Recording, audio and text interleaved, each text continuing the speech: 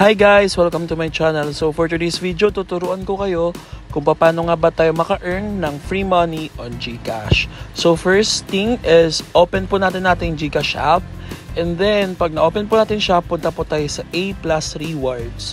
So itong A+ Rewards is affiliated po siya ng Alipay, which is nagbibigay sila ng cash everyday.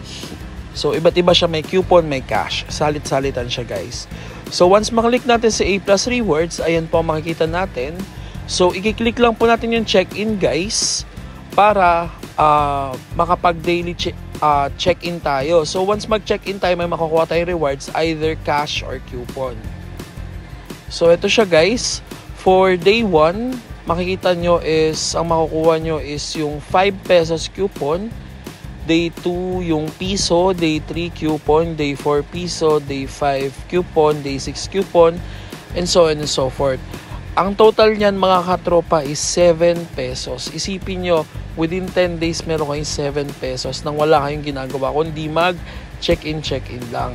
Before, kaka-update lang nito nung Monday at nung Saturday or Friday. So before, 7 days lang siya. And within 7 days, makakuha ka ng 7 pesos. Ngayon, medyo pinahaba nila since siguro marami rin ang nagde-daily check-in sa GCash. So, yun lang mga katropa. If you have further questions, just comment down below. Don't hesitate. Thank you.